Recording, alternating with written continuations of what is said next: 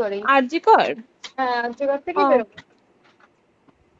হ্যাঁ। তো আর হ্যাঁ, বলো এবার।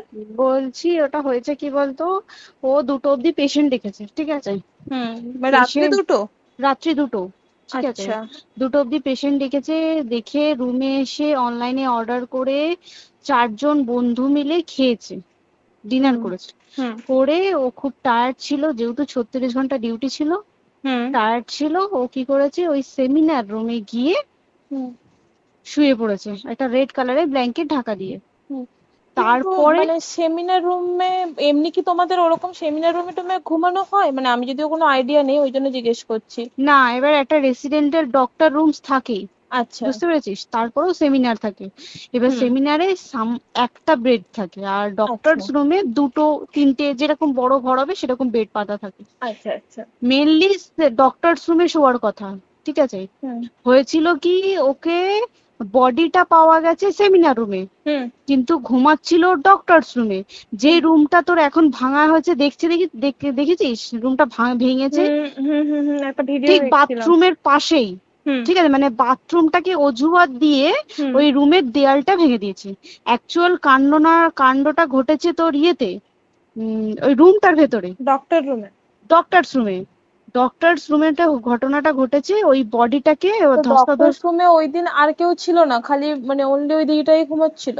হ্যাঁ, এবার তোকে আমি বলি, অন কলে নিশ্চয়ই একজন থাকবে না, না। ওরা জুনিয়র সিনিয়র মিলে থাকে, এমনকি থার্ড ইয়ার একজন থাকবে, সেকেন্ড ইয়ার একজন থাকবে, হুম প্লাস ফার্স্ট ইয়ারের ইন্টার্নশিপরা যারা থাকে তারা ইন্টার্নরা থাকে। হুম আর চেস্ট এমন একটা ওয়ার্ড হচ্ছে, কোভিড এর পর থেকে প্রায় হামেশাই সবার শ্বাসকষ্ট হচ্ছে, মানে আসছে মানেই শ্বাসকষ্ট হচ্ছে।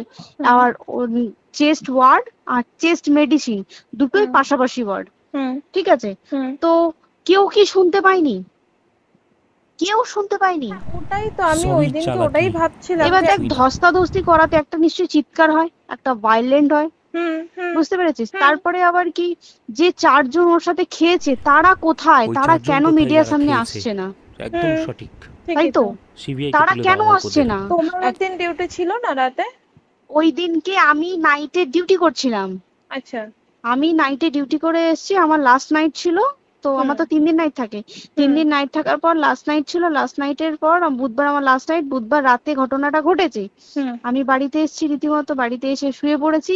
3টের সময় আমার কাছে ফোন এসছে যে সবাইকে ডেকে পাঠিয়েছে, ইমিডিয়েট আয়। হুম। তখন গিয়ে দেখি আরজি করে এই অবস্থা, পুরো গোটা হাসপাতালকে ডেকে পাঠিয়েছিল। গিয়ে দেখি পুলিশ ছয়লা, মানে, আর ওকে যেভাবে, আমি তো বডিটা দেখেছি রে, মানে আমাদের হুম এখনো পর্যন্ত চোখ থেকে নামছে না। রীতিমতো মনে হচ্ছে মেয়েটা যেন আমাদের পাশে পাশে ঘুরছে, হুম একদম হুম হুম এরকম, মানে মানে অদৃশ্যমান, মানে আমরা এরকম ভাবতে পারছি না যে এরকম ভূত হুম থাকে বা একটা স্পিরিট থাকে বা কিছু। এখন আমরা বুঝতে পারছি না, ওর আত্মাটা এখনো ঘুরছে আমাদের আশেপাশে। দেখ, ওর আমার তলাটায় না, কিন্তু ওর থেকে ও থাকে 4তলায়, 4তলায় ঘটনাটা ঘটেছে, ঠিক 2টো ফ্লোর নিচেই আমি থাকি, আমার আচ্ছা। রুমটা, ঠিক আছে। কিন্তু তাও আতঙ্কে আমরা মানে একদম স্তব্ধ হয়ে গেছে আরজিকরটা। কিন্তু ব্যাপারটা হচ্ছে, তাহলে ডক্টর রুম থেকে ওকে সেমিনার রুমে নিয়ে যাওয়া হয়েছে? হ্যাঁ, অবশ্যই নিয়ে যাওয়া হয়েছে। এবার দেখ, নিয়ে যাওয়া হয়েছে, ওকে যেভাবে মারা হয়েছে, এটা একার পক্ষে সম্ভব অসম্ভব, না দিস একদম। Is a impossible. পুরোপুরি গ্যাং রেপ, গ্যাং রেপ ছাড়া কোনো কিছু নয়। আর শুধুমাত্র রেপ নয়, রেপ হলো, করলো, ছেড়ে দিল, ঠিক আছে, ওকে রীতিমতো মার্ডার করেছে। মানে বে- মানে হিসেব মতো যা বুঝছি মানে তোমার কথাতে, হ্যাঁ, ওটা হচ্ছে ওর ওই বন্ধু বান্ধব মেবি ইয়েস, জড়িত। এক্স্যাক্টলি। হয় ওর বন্ধু বান্ধব কেউ, ঠিক আছে, মানে 4জনের মধ্যে কেউ, আইদার ওকে এমন কিছু করতে বলতে। দেখ, বড় বড় কোম্পানিতেও তো এরকম হয়, মানে হুম হয় তুমি আমার সাথে কম্প্রোমাইজ হুম করো, নয় হুম তুমি হুম চাকরি হুম ছেড়ে চলে হুম যাও, হুম হুম হুম হয় তো। হুম হুম। এ- এখানেও সেরকম কিছু একটা হয়েছে, যাকে যে ক্রাইম করেছে, সেও কিন্তু নর্মাল ডক্টর নয়, কিন্তু সেও একটা ভালো পোস্টে র্যাঙ্ক করছে, বুঝতে পেরেছিস, তবেই কিন্তু পুরো ব্যাপারটাকে হসপিটাল চেপে যেতে চাইছে, পুরো ব্যাপারটাকে। তাহলে এই সিভিক যে, ও কোথা থেকে আসছে? এবার তোকে আমি বলি, ওটা কোথা থেকে আসছে। আমাদের প্রিন্সিপাল চেঞ্জ হয়ে গেছে, ডেপুটি সুপার চেঞ্জ হুম হয়ে গেছে, তারপরে আমাদের ওই অ্যাসিস্ট্যান্ট সুপার চেঞ্জ, সব চেঞ্জ হয়ে গেছে। হুম তারপরে যে ওয়ার্ডের ডাক্তাররা ছিল, সিস্টাররা ছিল, ওয়ার্ড বয়রা ছিল, মাসিরা ছিল, সবাইকে ডেকে এখন হুম সাসপেন্ড করা হয়েছে। হুম তারা কোথাও যেতে পারবে না, রোজ গিয়ে কোর্টে গিয়ে দেখা করছে, আজকেও কোর্টে গেছিল সবাই। হুম তারপরে উম, তারপরে তোমার তোর এগুলো হলো, তারপরে তোর কি বলে, আরে বল না, ওই সিবিআই এটা হয়েছে কি, মানে ও সেই সঞ্জয় রায় যে ধরা পড়েছে, হুম অ্যাকচুয়াল কিন্তু ও নেই, হুম ঠিক আছে? ওর এতটা ক্ষমতাই হয় না। ও অত রাত্রে কি করতে যাবে? হুম ও অত রাত্রে ওখানে কি করতে যাবে? ও না পেশেন্ট, ও নাকি বলছে দালাল পেশেন্ট নিয়ে গেছে, তো পেশেন্ট নিয়ে যখন গেছে দিদিটার রুমে যখন যাবে, নিশ্চয়ই দিদিটার রুমে কোনো কাগজপত্র দেখাতে যাবে, সেই অবস্থায় গিয়ে দেখে যে এরকম এরকম ঘটনা, তা ঝাঁপিয়ে পড়েছে ওর উপরে। হুম এরকম কিছু কি, তাও কিছু নয়, শুধু গেছে দেখছে ড্রিঙ্ক অবস্থায়, ওকে ক্যামেরায় দেখা গেছে ড্রিঙ্ক অবস্থায় গেছে আর এসছে, এইটুকুই দেখা গেছে। তারপরে হচ্ছে কি, তোর অনেক রকম এখানে অনেক রকম ব্যাপার আছে। যে দিনকে ঘটনাটা ঘটে তার ঠিক দুদিন পরে ওই সেমিনার বাথরুমের অজুহাত দিয়ে সেম ডক্টর যে রুমের হুম দেওয়ালটা আছে ওই হুম দেওয়ালটা ভেঙে দিয়েছে। কেন? প্রথমে ওকে বললো সুসাইড করেছে, আমাদের যখন ফার্স্ট খবর আছে তখন সুসাইড করেছে। হুম তারপরে যখন হসপিটালে যাই তখন গিয়ে শুনছি নাকি না সুসাইড করেনি, এটা রেপ করেছে, রেপ করে মার্ডার করা হয়েছে। হুম বুঝতে পারলি, এখানে বিশাল বড় একটা গেম চলছে। এবার আর যে ওর উপর কি রাগ ছিল মানে? হ্যাঁ হ্যাঁ হ্যাঁ হ্যাঁ হ্যাঁ হ্যাঁ, একদম আমি তোকে কি বললাম, শোন, তুই যদি কারোর সাথে কম্প্রোমাইজ করিস তাহলে তোর পোস্ট হুম বাড়বে, হুম হুম তুই হুম কারোর সাথে কম্প্রোমাইজ করবি না তোকে মার্ডার করে দেবে। মানে মানে ওরকম টাইপই কিছু বলছো তো? এরকমই টাইপের কিছু একটা ছিল। আইদার খুব রাফ, মানে খুব রাগ, খুব মানে খুব ওর উপরে খুব ফ্রাস্ট্রেশন ছিল, যারই ছিল খুব ফ্রাস্ট্রেশন ছিল। শুধু ওকে মারিনি রে, রীতিমতো মার্ডার করেছে। ওর যে ক্ল্যাচারটা ছিল, হুম ওর আমি ইউরিন শুনেছি এটা। ওর ইউরিনের রাস্তায় ক্ল্যাচারটা ঢুকিয়ে দিয়েছে, তুই ইস, জানিস? মানে কি বলবো, মানে ওকে দেখা যাচ্ছে না, আমরা তো দেখেছি নিজের চোখে, ওকে দেখা যাচ্ছে না। মানে একটা ব্লিড। মৃত্যু কতটা, মানে এই তো মানে প্রচন্ড কষ্ট পেয়ে একটা মেয়ে মারা গেল না? আর ওর যে গলাটা চেপে ধরেছে, আহ ওর ওই চেপে ধরাতে মানে এতটাই জোরে চেপে ধরেছে যে ওর চোখ ফেটে রক্ত বেরিয়েছে। আহ, ছি, ছি, ছি। বুঝতে পেরেছিস মানে মানে? কি বলতো, যদি ধরা পড়ে না উচিত, মানে যারা এটার সঙ্গে দায়ী না আর এই ওদের। যে সিবিআইটা হয়েছে, সিবিআইটা একমাত্র আমাদের জোরেতেই সিবিআইটা এসছে। হুম মানে হুম আমরা ওই সঞ্জয় রায় একার পক্ষে সম্ভব না এইসব। তারপরে পোস্টমর্টম রিপোর্টে তুই জানিস, ওই আমাদের ভাজাইনা থেকে 150 গ্রাম স্পাম বেরিয়েছে। ইস, পোস্টমর্টম রিপোর্ট, 150 গ্রাম স্পাম, মানে বুঝতে পারছিস? Hmm not a calculated, minimum, minimum কম করে 6 থেকে 7 জন করেছে ওকে rape। ছি ছি ছি।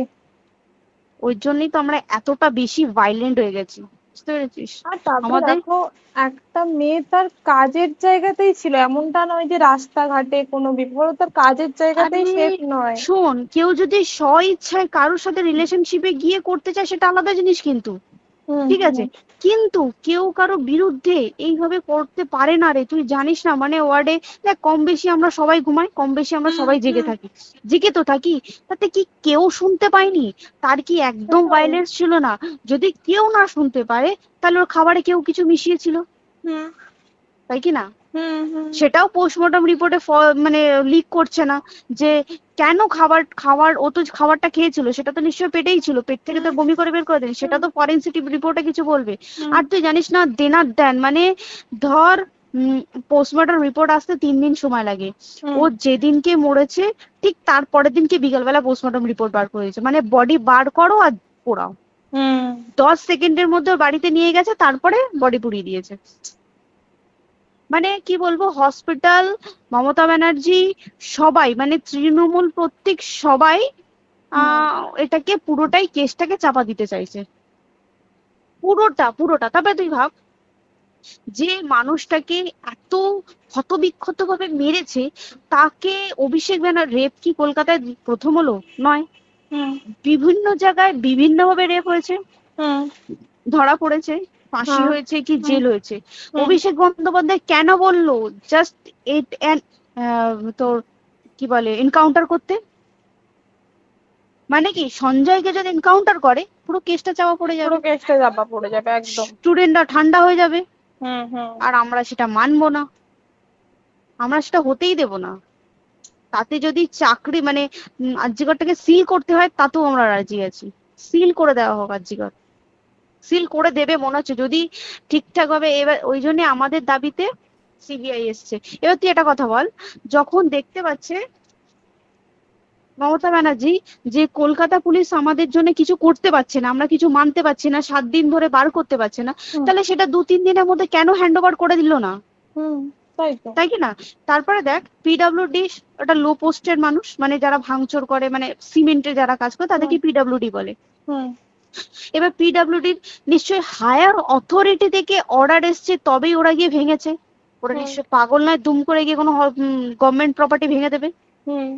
অর্ডারটা কে পাস করলো যে এখনই চেস্ট ওয়ার্ডটাকে ভাঙতে হলো? সিবিআই আসা পর্যন্ত অপেক্ষা করতে পারতো। কারণ আজকে অত বড় বিক্ষোভ হবার কারণ কি হচ্ছে? একটাই কারণ, যে মেয়েটি মারা গেছে ঠিক আছে, কিন্তু তাকে এত বেশি মলেস্ট করে, এত বেশি রেপ করে বা বেশি ওকে মেরেছে, তার কি কোনো প্রতিবাদ নেই? তুই কোথায় সেফ পাবি তুই আমাকে বল? তুই ধর চাকরি ছেড়ে, আজকের সরকারি চাকরি ছেড়ে তুই প্রাইভেটে যাই, প্রাইভেটেও তো তাই একই অবস্থা। একদম একদম প্রাইভেটেও একই অবস্থা। তুই কোনো চায়ের দোকান খুলে বসবি, অনার্সশিপে তুই বসলেও তাও এসে তো হাজার ছেলেরা থাকে, হাজার ছেলেরা টিজ করে, তুই কোথায় কি করবি? তাহলে আমাদের সেফটি কোথায়? আমাদের মুখ্যমন্ত্রী মমতা ব্যানার্জি সে একটা লেডি হয়ে তাহলে আমাদের কি সেফটি দিয়েছে? আমাদের কি লক্ষ্মী ভান্ডার দিলে this is a problem solve? পুরো মাসের আমাদের কি সব খরচা চলে যায় লক্ষ্মী ভান্ডারে? জানি না, আই ডোন্ট নো। মানে আমরা প্রচুর ক্ষেপে আছি, প্রচুর। মানে এর বিচার না চাওয়া পর্যন্ত তুই ভেবে চল কি এটা সলভ হবে না। আমরা বিচার নিয়ে আমি 2 দিন ধরেই ভাবছিলাম তোমাকে ফোন করবো, কিন্তু মানে এটা ওটাতে হয়ে উঠছে না। আর তোমাকে তো আমি ওই দিন রাতেই হোয়াটসঅ্যাপ করলাম না, এবার তখনই না আমি ব্যাপারটা অতটা বুঝতে পারিনি। আর আমার তার পরের দিনই ভোরবেলা ডিউটি, তা আমি খুব সাবধানে থাকিস, খুব সাবধানে থাকিস। হ্যাঁ তাই তো, এখন মানে তোমরাও সাবধানে থাকো সবাই। কি বলবো বল। সত্যি আমি জানি না যে আপনাদের এই অডিওটা শোনার পর গায়ে কাটা দিয়েছে কিনা, আপনি ইমোশনাল হয়ে পড়েছেন কিনা, আপনার দুঃখ হয়েছে কিনা, কিন্তু সত্যি আমি খুব ইমোশনাল হয়ে পড়েছিলাম, তাই এই ভিডিওটা আপনাদের সামনে ধরলাম। আর আপনারা যারা এই আমাদের ভিডিওটা দেখছেন সবাইকে বলবো, মা বোনেদের আপনারা একটু সাবধানে বেরোবেন, কারণ জানোয়ারের অভাব নেই, অনেক বেশি জানোয়ার রাস্তায় ঘুরে বেড়াচ্ছে। আর সরকার যাতে এই ব্যাপারে স্টেপ নেয়, তার জন্য যতগুলো ইউটিউব ক্রিয়েটার আছে, ফেসবুক ক্রিয়েটার আছেন, সবাই এই ব্যাপারে ভিডিও বানান। Thank you.